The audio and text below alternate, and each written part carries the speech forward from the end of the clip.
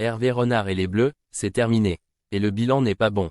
En un peu plus d'un an à la tête de l'équipe de France féminine, l'ancien sélectionneur de la Zambie et de la Côte d'Ivoire n'a pas réussi à faire franchir un cap à Wendy Renard et ses coéquipières. Le fameux obstacle des quarts de finale a été fatal aux tricolores lors de la Coupe du Monde 2023, avec une défaite au tir au but contre l'Australie, et surtout lors des Jeux Olympiques, avec une élimination sans gloire face au Brésil. Il y a bien eu une finale de Ligue des Nations, mais les Bleus avaient été surclassés à Séville par l'Espagne. Résultat, les progrès attendus sont loin d'être visibles. Et c'est même plutôt l'inverse.